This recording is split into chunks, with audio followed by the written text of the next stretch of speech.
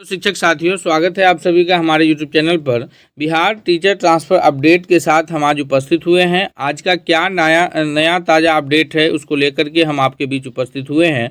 इस शिक्षा कोष पर विद्यालय आवंटन दिखना अब शुरू होने वाला है, क्योंकि जिन शिक्षकों ने सरप्लस शिक्षकों ने समायोजन के लिए अप्लाई किया था, उन सभी शिक्षकों का लगभग वरीयता क्रमांक के आधार पर अब विद्यालय आवंटन शुरू होने जा रहा है। और जिन शिक्षकों ने अंतर जिला के लिए अप्लाई किया था, उन सभी अंतर जिला के शिक्षकों का जो समायोजन में अंतर जिला के लिए अप्लाई किए हैं, उनके भी जिला आवंटन की प्रक्रिया लगभग शुरू हो जाएगी। अब शिक्षकों को जिला जो आवंटित जिला है, जिसमें उनका गृह जिला शामिल है, वो दिखना शुरू हो जाएगा। और सामान्य स्थानांतरण में भी कुछ नए बदलाव होने जा रहे हैं। इन सभी को लेकर के हम आपके बीच उपस्थित हुए हैं। अगर आप चैनल पर नए हैं तो प्लीज़ चैनल को सब्सक्राइब कर लीजिए और बेल आइकन को प्रेस कीजिए, ताकि अगला हर अपडेट, हर जानकारी हम आपको सबसे पहले उपस्थित कराते रहें।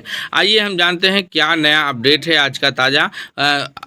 जी हाँ दोस्तों, जिन शिक्षकों ने सरप्लस शिक्षक के रूप में विद्यालय आवंटन के लिए, समायोजन के लिए जो है अप्लाई किया था, उन सभी शिक्षकों का जो है वरीयता क्रमांक निर्धारित कर लिया गया है। अब उनको इस शिक्षा कोष पर जो है विद्यालय आवंटन दिखना शुरू हो जाएगा। आपको बता दें कि सबसे पहले जो है वरीयता क्रमांक में जिसको सबसे अधिक अंक प्राप्त हुए होंगे, उन शिक्षकों को विद्यालय आवंटन की प्रक्रिया शुरू होगी।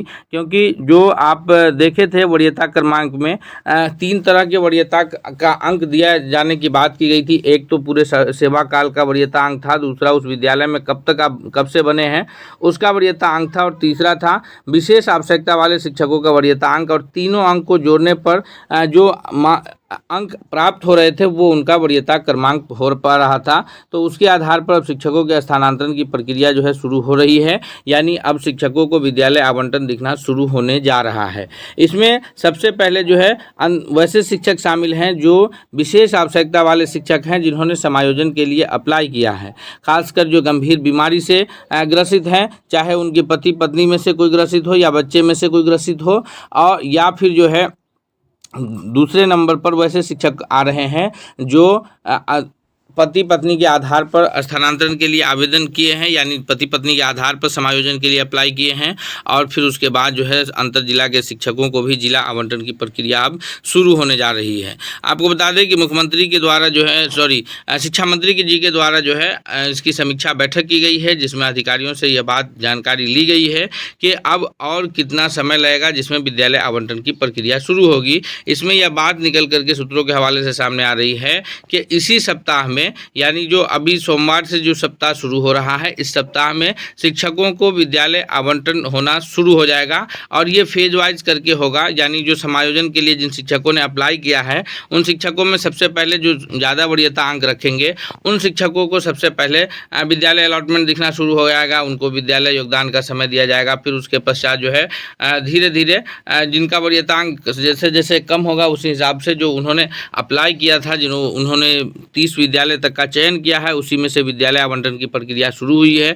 किन्हीं शिक्षकों को उस ऑप्शन से बाहर विद्यालय आवंटन की प्रक्रिया शुरू नहीं की गई है। अगर किन्हीं शिक्षकों को जो ऑप्शन दिए हैं, बहुत सारे शिक्षकों ने कमेंट करके भी बताया था, और आपको जानकारी होगा कि 1 से 30 ऑप्शंस के बीच में देने थे, तो बहुत सारे शिक्षकों ने 5, 7, 10 विद्यालय का ही ऑप्शन दे करके छोड़ दिया था। उन्होंने पूरे 30 विद्यालय का ऑप्शन नहीं दिया था। तो वैसे शिक्षकों का जिनका वरीयता अंक कम है और उन्होंने ज़्यादा विद्यालयों का जो है चयन नहीं किया था, तो उन शिक्षकों को जो है ऐसे ही विद्यालय आवंटन अगर नहीं किया जा रहा है, तो फिर वो उन्हें उसी विद्यालय में रहने का मौका फ़िलहाल तक दिया जाएगा। और उसके बाद जो है यह प्रक्रिया जब 9 सितंबर 2026 को समाप्त होगी, यानी पहले विद्यालय आवंटन दिखेगा इस शिक्षा कोष पर। उसके बाद जो है जब विद्यालय आवंटन दिखेगा, जिस विद्यालय में उनको योगदान करने, चूँकि इस बार जो प्रक्रिया है स्थानांतरण की, इसमें आपको पता ही है कि इसमें जो है शिक्षकों के द्वारा विद्यालय चयन किया गया है। तो आप जो है कहीं ना कहीं ऐसा विद्यालय का चयन किए हैं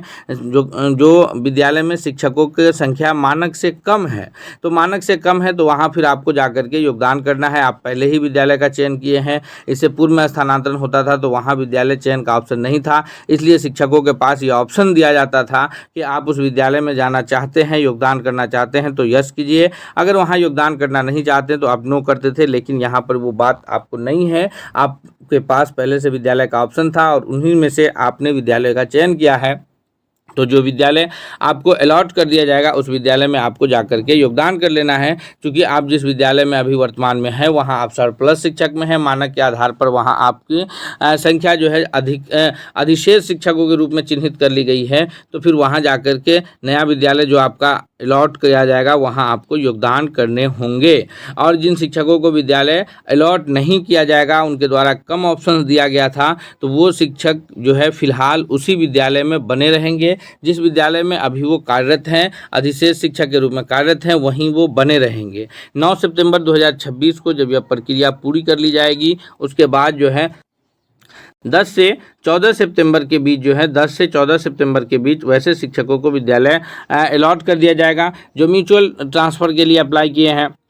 म्यूचुअल ट्रांसफ़र में आपको पता ही है कि शिक्षकों ने आपस में, दो शिक्षकों ने मिलकर के पेयर बनाया है, ग्रुप बनाया है और उन्होंने आपस में आवेदन कर लिया है। तो यहाँ भी कोई बड़ी समस्या नहीं है। म्यूचुअल ट्रांसफ़र के शिक्षकों को जैसे ही विद्यालय अलॉट किया जाएगा वो बआसानी जा कर के उस विद्यालय में योगदान कर सकते हैं, क्योंकि वो अपनी सहमति से ही म्यूचुअल ग्रुप बनाए हैं, चाहे वो अंतर जिला के शिक्षक हो या समान जिला के शिक्षक हो।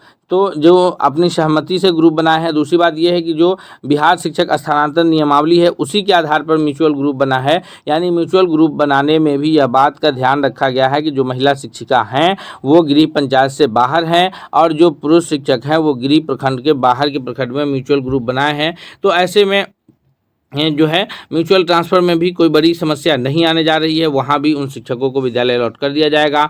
जो अंतर जिला के शिक्षक हैं जिनको जिला अलॉटमेंट की प्रक्रिया पूरी कर ली जाएगी, उसके बाद जो है उनके पास दो ऑप्शंस होंगे। एक तो अंतर जिला के शिक्षकों को संभवतः जो है पहले विद्यालय का ऑप्शंस ले लिया जाएगा कि आपको जो ये जिला अलॉट किया गया है इसमें आप अपना गृह पंचायत महिला शिक्षिका के रूप में और पुरुष शिक्षक के रूप में गृह प्रखंड छोड़ करके आप जो है 1 से 30 विद्यालयों का चयन कर ले जो विद्यालय में शिक्षक का अभाव है, और उसके बाद जो है उनको उसमें से विद्यालय अलॉट कर दिया जाएगा। या संभवतः जो है क्योंकि उन्होंने अपना ई शिक्षा कोष पोर्टल पर जो है परमानेंट एड्रेस अपडेट कर चुके हैं, वहाँ पर जो है रेसिडेंशियल सर्टिफिकेट उनका अपडेट है, तो वहाँ पर उनको उसी में से यानी अब उनके गृह पंचायत गृह प्रखंड छोड़ करके भी विद्यालय अलॉट विभाग की तरफ से किए जा सकता है। इस पर जो है स्पष्ट निर्देश बहुत जल्द 1-2 दिन में जो है आपको उपलब्ध करा दिया जाएगा। ये हम सूत्रों के हवाले से अभी खबर बता रहे हैं और विभाग की तरफ से जो नोटिफिकेशन जल्द से जल्द जारी किया जाएगा हम वो भी आपको जल्द से जल्द उपलब्ध कराएंगे। उसके पश्चात जो है जब सामान्य स्थानांतरण की प्रक्रिया आपको 17 सितंबर से लेकर के 23 सितंबर के बीच आवेदन की प्रक्रिया जो शुरू होगी, तो उस आवेदन की प्रक्रिया में जो भी शिक्षक बचेंगे, चाहे वो सरप्लस शिक्षक हो जिनको विद्यालय अलॉट नहीं किया गया हो, चाहे जो सामान्य स्थानांतरण की इच्छा रखने वाले शिक्षक हों, उन सभी शिक्षकों को आवेदन करने का मौका दिया जाएगा। साथ ही साथ जो शिक्षक 5 वर्ष या उससे अधिक समय से किसी विद्यालय में बने हुए हैं उन शिक्षकों को भी आवेदन करने का उसमें मौका होगा। और शिक्षा मंत्री ने यह भी कहा है कि अगर कोई पुरुष शिक्षक अपने गृह प्रखंड में है या कोई महिला शिक्षिका अपने गृह पंचायत में है तो उन शिक्षक शिक्षिकाओं को भी आवेदन करना है सामान्य स्थानांतरण की प्रक्रिया में और उन शिक्षकों को भी उसमें हिस्सा लेना है। तो आइए अगर जो भी अगला नया अपडेट आएगा हम आपको उपलब्ध कराएंगे। हम मिलते हैं जब अगले नए अपडेट के साथ, तब तक के लिए बहुत बहुत धन्यवाद। अगर चैनल पर नए हैं तो प्लीज़ चैनल को सब्सक्राइब करके बेल आइकन को प्रेस कर लीजिए। बहुत बहुत धन्यवाद।